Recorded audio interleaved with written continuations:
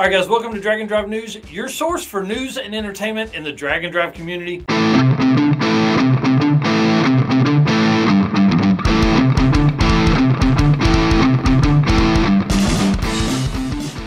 On this episode, we have a ton of stuff to cover. Miles of Mayhem. We have Nico Christoferi as a built for drag and drive. We have Casey from Patina Pit Stop. I went through Google Maps and I will show you where every drag and drive event is located across the country for 2022. We're going to talk about Street-N-Yeet. We're going to talk about Sick Week. And then at the end of the episode, we're going to sit down with Jim Greenleaf, events manager at Summit Racing, and discuss how they are becoming more and more involved in the drag and drive community.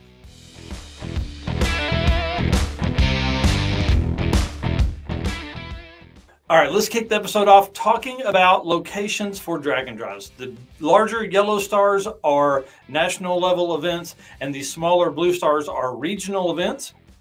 The difference being national events are obviously a 4 or 5 day event, something like Drag Week or Midwest Drags or Sick Week. And then the smaller events are stuff like King of the Open Road, Carolina Drag Cruise, events similar to that. So that gives you an idea of where the holes are if you are a promoter and want to get into hosting a drag and drive event. I will tell you there are a ton of people interested in something in the Northeast, and then obviously folks in the Northwest have been left out for a very, very long time. They would certainly welcome an event out that way. I will say that looking at Oregon and Northern California, it looks like there are plenty of tracks that are within driving distance, relative to a drag and drive event.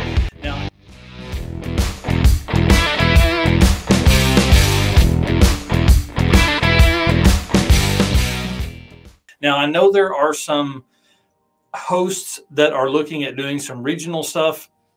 I'd love to talk to you. I'd love to put some of that stuff on the calendar and keep people informed, keep everybody up to date. So if you are planning a drag and drive event and we have not spoken, please reach out to us. Let us know what's going on. And I'm excited to actually be a guest on someone else's podcast for a little bit. We'll be live with Lowbuck LS and Randy discussing all the stuff that we've done in the past and all the stuff that's coming for drag and drive, but also Narcoleptic Customs. We're doing that on Wednesday, the 24th at 8 p.m. live, or 8 p.m. Central live on his channel. And I'll put the link down in the description below. All right, guys, let's jump into event updates. Day count for Race Week is 15 days away. I cannot wait to see all of my buddies. Drag Week, 29 days from now. Carolina Drag Cruise, 47 days.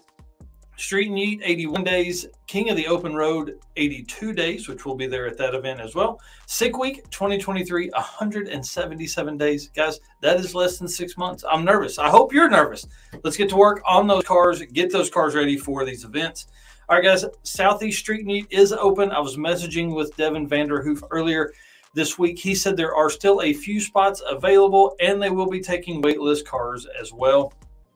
Sick Week registration hopes to open in early September, and track announcements, Tom said, maybe early next week. For our Race Week updates, I've been messaging back and forth with Jason Hurley. You know him from the Meltdown Firebird. He said his goal for Race Week, which you remember he came in second at Rocky Mountain, his goal is as fast as I can muster. Honestly, my goal is to be completely undisputed. You've heard that. Completely undisputed, which means choking up on the bat, he's swinging for the fences, guys. I'm telling you. He did say this because, of course, when he says that, I obviously have to ask what that means. He says, I'm not going to let any secrets out, even in here, talking about our group chat. He said, I will just say this. It ain't all the same as it was in June. Now, listen. You know he put down some numbers in June, so get ready. It's fixing to be exciting. You can go follow his page, the Meltdown Firebird, which I'll link down below in the description. And our next update from Race Week is for Alex Taylor. Guys, I've reached out. I've asked her a few questions. I want to see if we can get some insight into what we can expect from the 55 for Race Week. Do you think we can see her first 6-second pass in drag and drive competition? I know she has ran 699s or 690s before, so can we see it in a drag and drive competition? I will also say this. doing a little bit of sleuthing, and folks may already know this. She is the fastest woman in drag and drive history. Race Week 2021 finish of 7.5044. Tina Pierce is second, based on what I can find, is second with her 2019 Rocky Mountain Race Week average of 8.226. So congratulations to Alex. Not only is she super awesome, but she is also the fastest woman in drag and drop history. All right, guys, on this week's product spotlight, we have the 815 LSX swaps trim rings for Fox Body and New Edge Mustangs. We've discussed cooling being one of the biggest struggles of drag and drive vehicles. These trim rings help to increase airflow across the front of your intercooler or radiator. They have specific models for the Fox Body and New Edge Mustangs, but I'm sure they could be used on other cars. Some racers have seen a decrease in coolant temps by as much as 15 degrees. Eric is providing drag and drive followers with a special discount of 10% and free shipping. Reach out to him at 815lsxswaps@gmail.com or message on 815lsxswaps on Facebook or Instagram. Use DND10 for your discount. All right, guys, Miles of Mayhem updates. I'm so excited for this event, y'all. It was absolutely insane. I'm sad to have watched it from home. I want to say thank you to all of the YouTubers that put out videos every day. Thank you so much for letting me live through those. Watched a lot of that throughout the last few days. The first 4-second 8th mile ET time slip turned in on Miles of Mayhem happened today, or as you're watching it, yesterday. I'm excited for Matt Blasco. Congratulations, dude. That's so awesome. 497 in the 8th for Mile Mayhem. It's only the second time that a 4-second ET has been turned in on an 8th mile event in the North America. So I'm sure there's probably been some overseas. They do a lot of 8th mile drag and drive events over there. All right, guys, let me drop some knowledge on you. 62 Miles of Mayhem racers are faster than the current number 50 gatekeeper on the top 50 8th mile racer 2022 list. The current number 50 spot is 8563 by Craig Riley at Carolina Drag Cruise. There are 62 Miles of Mayhem racers faster than him that also have to jam into the top 50 list. If you'll remember, we had 31 racers from Miles of Mayhem 2021 on the 2021 8th mile racer list. So this should be pretty interesting. My question to you is, what will be the new gatekeeper ET for the top 50 8th mile racers? All right, let's run through the winners of each class. I want to congratulate Matt Blasco for winning the class, again, running the first 4-second in Miles of Mayhem history. Here's the cool part. He actually had a 7-second ET on Monday, and throughout the week slowly chopped down 7.2, 6.6, 5.9, 5.09, and then a 4.97, 5.9886 average to end the week. So congratulations to Matt Blasco. Small tire winner is Colin G with a 5.7301 average for the week. Pro Street, well, let's back up to small tire real quick. Dan Jackson had it won, unfortunately did not make the trip back to Medicine Hat to make a pass. So he had it won, but you know how drag and drive, you got to make the trip. Pro Street, John Schmidt won it with a 5.9280.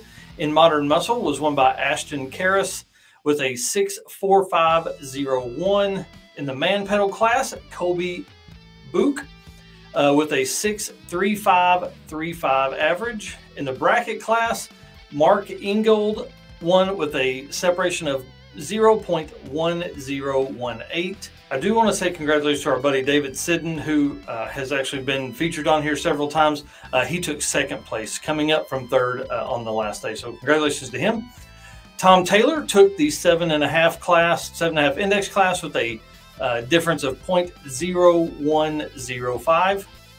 And then the truck and SUV class, Darren Cornelson wins it with a 5.998. I want to say congratulations to everybody that made the trip. I want to say congratulations to everybody that made passes every day. And for everybody that didn't necessarily make the trip, hey, you got one next year. Get ready.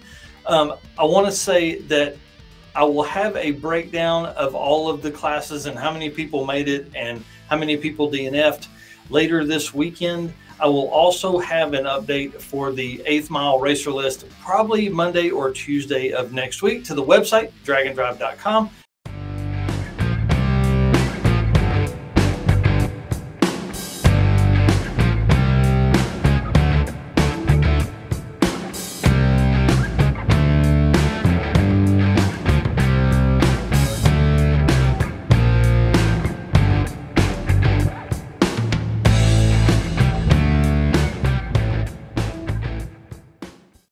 All right, guys, let's talk everybody's favorite segment, built for drag and drive. This is a spotlight of racers and vehicles built specifically for drag and drive events. We'll start out with our boy, David Sidden. His brother and niece ended up not being able to compete, so David and his took on the challenge alone, had mom at home waiting by the phone, ready to go pick him up at any minute. The guys made a daily post on the Miles of Mayhem Facebook group, and I'm telling you, they had a blast. I would love to maybe get David on in the next few weeks, maybe for a few minutes, and talk about his experience, you know, one, riding along with his son. You know, a father and son team are always a big component to drag and drive events, as well as this being their first event ever. Red Hat Scotty is on vacation this weekend. I guess he doesn't remember that there's 15 days until race week.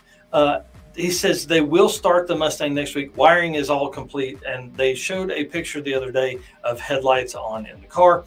And now we have two spotlights this week, two features. Nico Cristofari in his 79 Malibu. Guys, if you don't love Nico, there's something wrong with your brain. The dude absolutely just thrashes to get stuff done. He thrashes on his daily drive at the time. He thrashes on this Malibu all the time. The car has a 350 with a 2-bolt main, stock crank, forged rods and pistons, 40 over. It's got world performance iron heads, he says, from a cracked boat block on a side job that he did, because he is also a boat mechanic with the small. It's got 67 cc chambers and a small valve of 195 150s. It's got a comp cam valve train in it. It's got Speedmaster dual plane air gap intake. It's got a Hurley Brawler 650 double pumper with mechanical secondary. That's right, no EFI for Nico. Nitrous Express mainline plate kit, and has ran up to 200 before. He hasn't ran 200 in drag and drive competition, but I know he's probably going to put the 200 on this weekend racing in Pueblo. He's got Hooker Super Comp headers. He's got Dynamite bullet mufflers. This car is loud, and I love it. I love it, love it, love it. G-Force cross member for the T56. He's got a T56 trans from a 95 Camaro that was actually gifted from another race weeker, the Thompson brothers, he says. He's got a trick chassis drive shaft loop and torque box reinforcements, and then a south side machine, full tubular adjustable suspension front and rear. Guys, this thing, it just gets better. He's upgraded to a 4-wheel disc brake from a 2000 two-door Blazer, which he says is a common G-body upgrade. He has a trick chassis Ford 9-inch because he broke a lot of 7.5 GM rear axles. So he's got a trick chassis Ford 9-inch that's braced. It's got a big web housing, 31 spline moser axles, and a speedway nodular center section spooled with a 411 gear. Y'all, this thing gets down, I'm telling you. He's completed 5 events. The quickest so far was his Rocky Mountain Race Week 2020 finish, you know, just a couple months ago, of a 12.5618 average there. And he said he's trying his best to run a bottom 12. And here's the coolest part. He's still tuning with a 9/16 and a flat blade.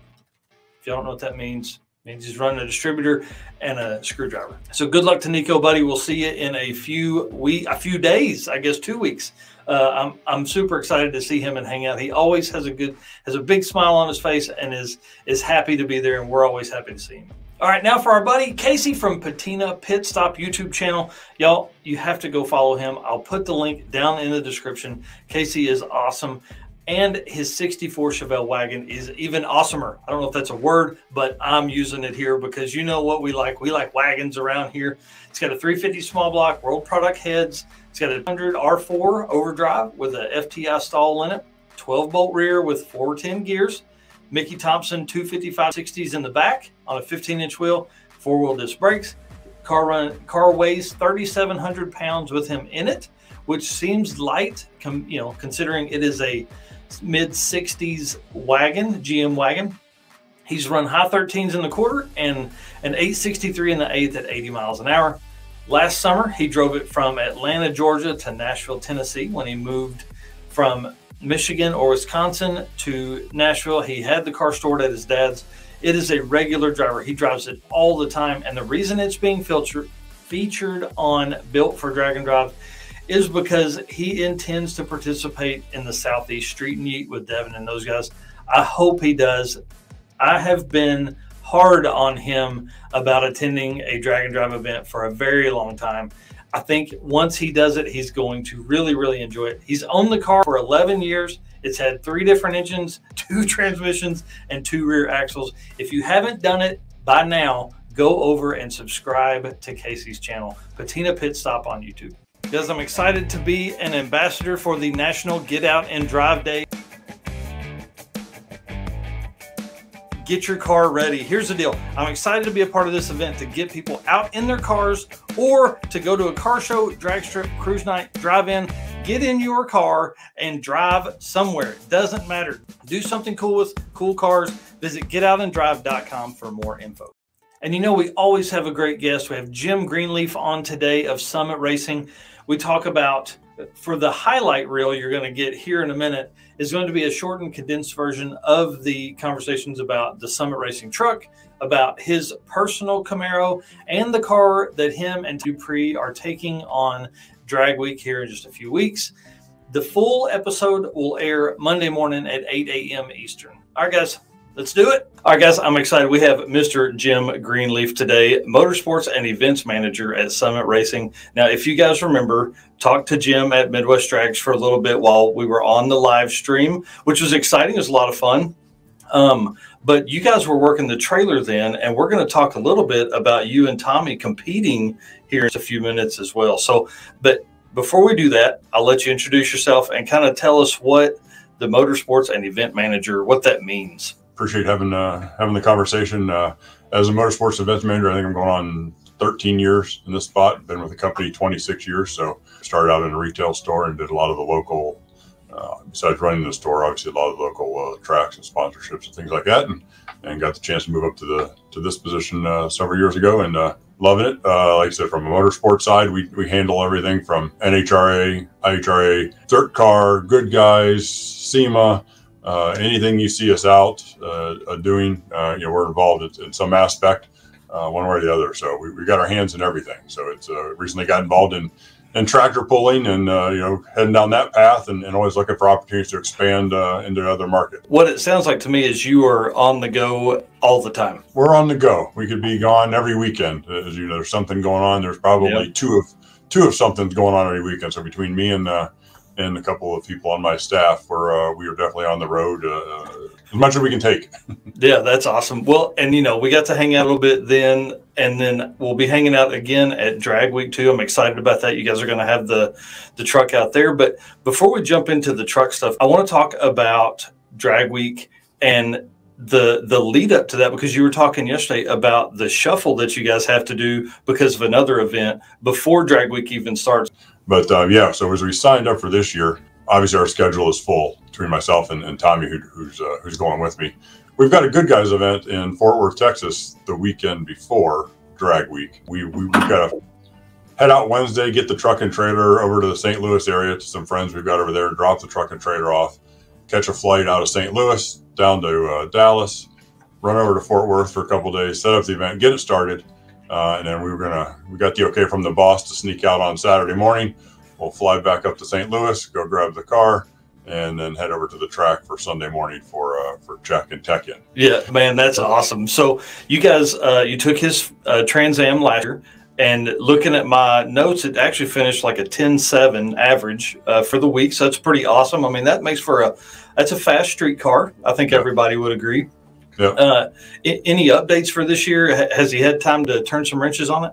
Well, we learned real quick how the high RPMs, with the rear gear we needed to fix something like that to be to survive. So yeah, he's gone on to swap out the transmission to give us another gear on the highway and help us cruise down the road with the.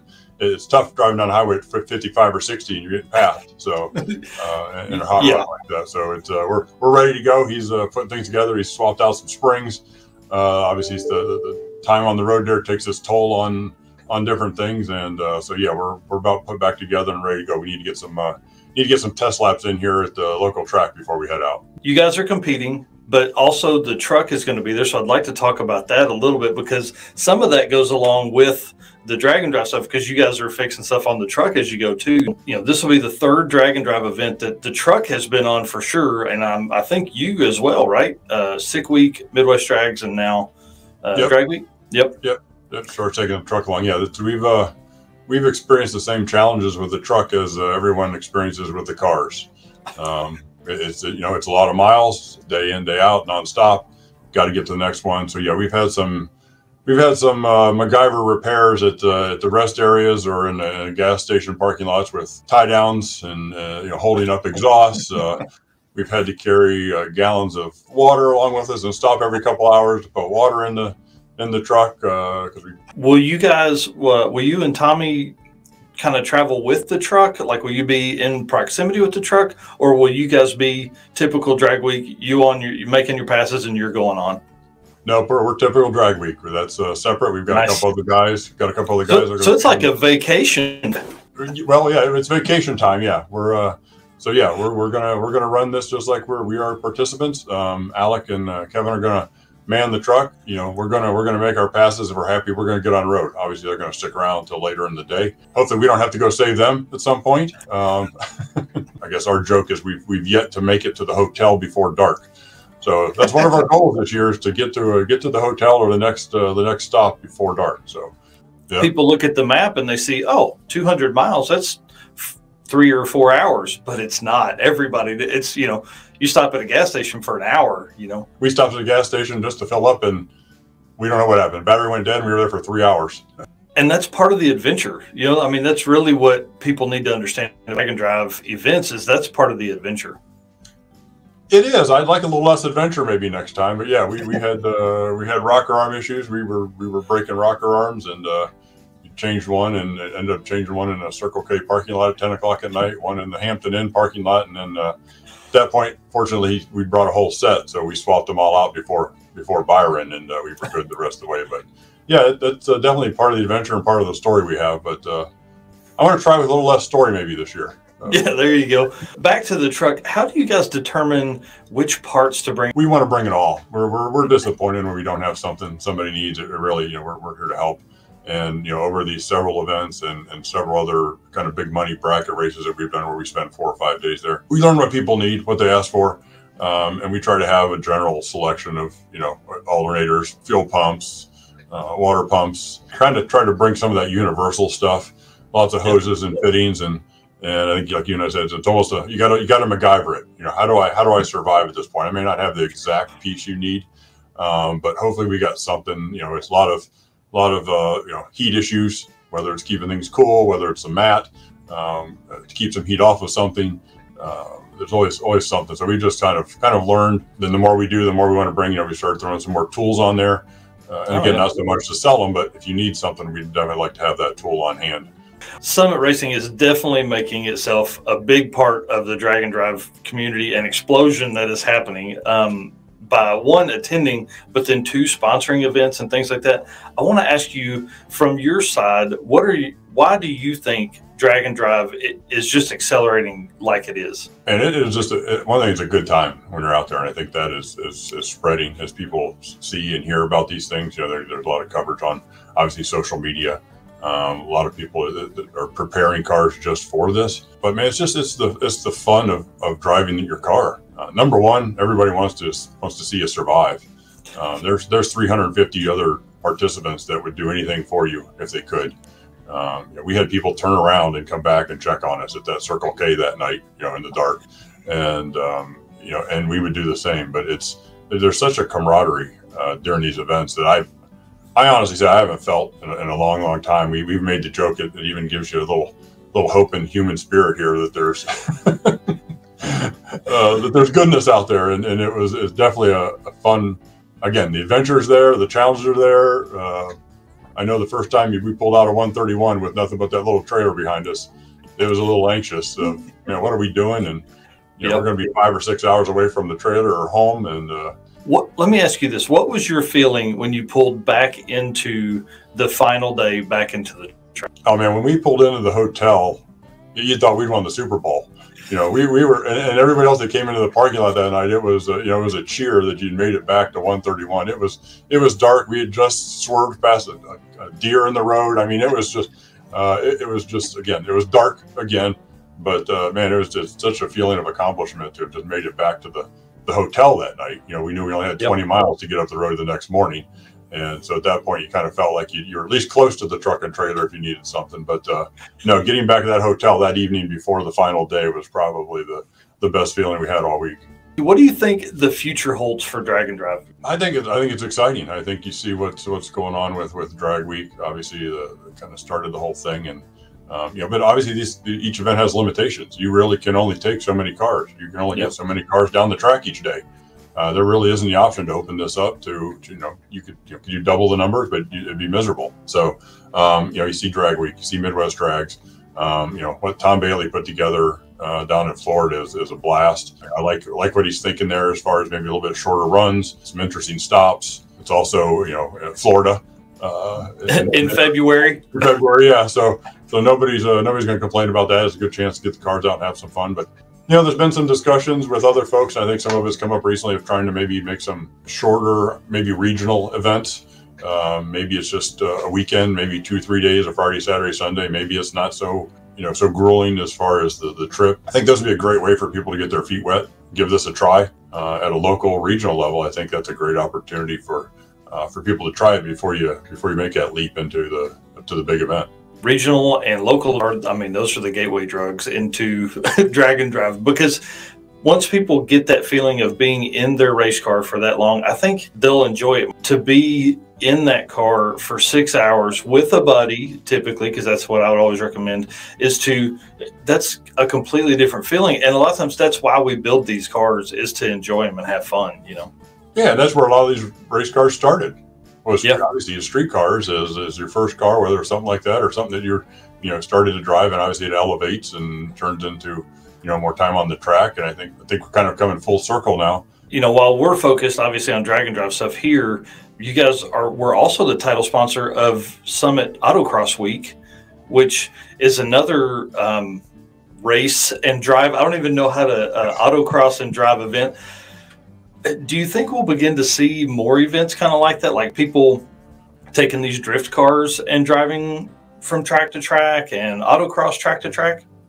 I don't know. I think the Autocross Week was very successful for the first year. I've done some autocross here locally, so after doing Drag Week, and it was like, man, we should do this. We should do this. The same concept. It's a great concept, and obviously it's similar cars that are competitive.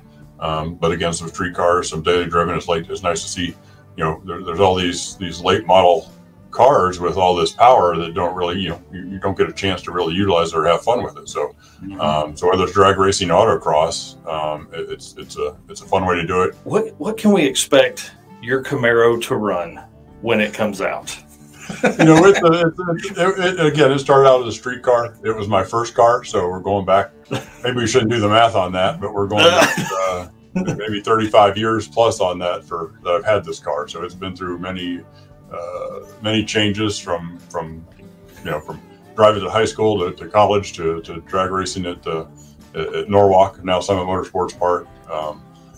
So this was not the plan a few years ago when we started this project. It was going to be a street car, something to jump in, drive it to work, have fun with it. So we did the LS swap. So I think at best we're an 11-second deal.